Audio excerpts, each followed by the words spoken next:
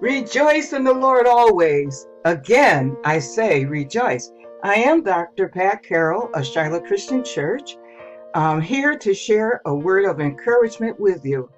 During this time when restrictions on travel and socialization have made it impossible for us to fellowship in person, God has provided a way for us to stay strong and to stay connected. By the way of encouragement, Pastor Paul has given us opportunities to share daily devotions of hope, of love, of peace, and of joy. This is the third day of my assignment to speak on the power of praise. As Christians, we are made privy to the secret of suffering and distress, that which he received from Jesus. The Apostle Paul recorded for our edification in 2 Chronicles chapter 12. But he said to me, my grace is sufficient for you, for my power is made perfect in weakness. Therefore, I will boast all the more gladly about my weaknesses, so that Christ's power may rest on me. That is why, for Christ's sake, I delight in weaknesses and insults and hardships and persecutions and difficulties. For when I am weak, then I am strong. It may take more than a minute for some of us to arrive at that stature that Paul had arrived, but it is a good place to start. He spoke about Paul and Silas in the Philippian prison, a place of foul odors, dampness, darkness, rat infestation. They have been beaten with rods that tore the skin and broke their ribs because they dared to invade Satan's territory and render him ineffectual. Yes, they cast out demons while in Satan's sandbox. Why were they there in such a place? Surely the Lord watches over his missionaries to keep them safe from all hurt, harm, and danger. Having written over, the bulk of the New Testament, the Apostle Paul knew that complaining about his predicament was not the answer. Allow me to read from Acts chapter 25, beginning with verse 25. It reads, about midnight, Paul and Silas were praising and singing songs to God, and the other prisoners were listening. Suddenly, there was a terrible, violent earthquake that shook the foundations of the prison. At once, all of the prison doors flung open and everyone's chains fell off. The jailer woke up, and when he saw the prison doors open, he drew his sword and was about to kill himself because he thought that the prisoners had escaped. But Paul shouted, do not harm yourself. We are all here. You see, Paul and Silas, they knew three things, at least.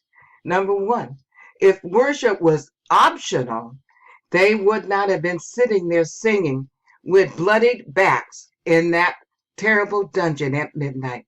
Number two, Paul and Silas had made a strategic invasion of Macedonia, enemy territory, stronghold of Satan, and within it were many victims held captive to do Satan's will. It was not Paul's original intention to go there, but God. Number three, praise shakes things up. Earthquakes come out of nowhere, causing chains to be broken and captives be set free. The Apostle Paul was a learned man.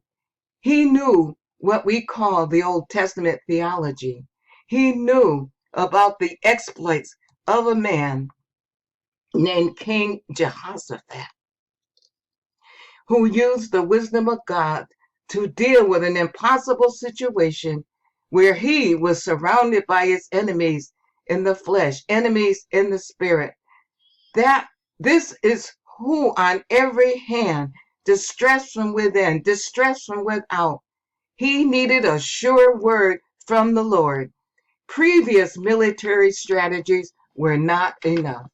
And after a time of fasting and prayer in Judah, King Jehoshaphat spoke these words, or it was written that he said, they rose early in the morning and went forth into the wilderness of Tekoa. And as they went forth, Jehoshaphat stood and said, hear me, O Judah, and ye inhabitants of Jerusalem. Believe in the Lord your God, so shall ye be established. Believe his prophets, so shall you prosper. And when he had consulted with the people, he appointed singers unto the Lord, and that should praise the beauty of holiness. The Bible tells us that this bold and daring move surprised even the enemy.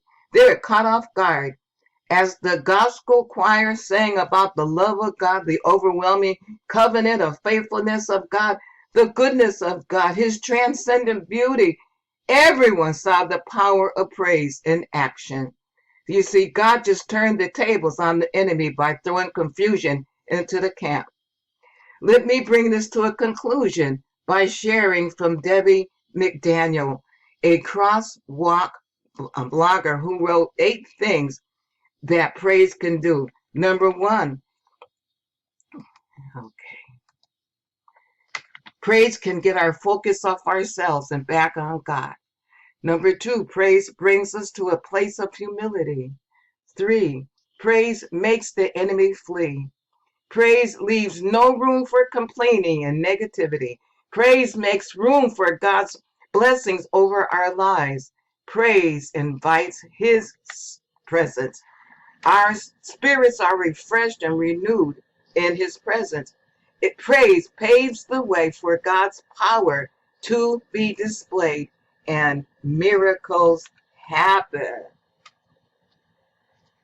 We have choices to get better or to get bitter during this pandemic lockdown.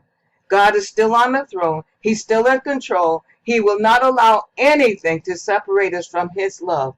And for our part, hold on, hold on. Excuse the voice. Keep your hand on the plow. Hold on. Heard the voice of Jesus say, come unto me, I am the way. Keep your hand on the plow. Hold on. When my way gets dark as night, I know the Lord will be my sight. Keep your hand on the plow. Hold on. Hold on. Hold on. Keep your hand on the plow. Hold on. When I get to heaven, gonna sing and shout. Won't be nobody there to put me out. Just keep your hand on the plow. Hold on. Hold on. Hold on. Keep your hand on that plow and hold on. God bless you. God loves you. Amen.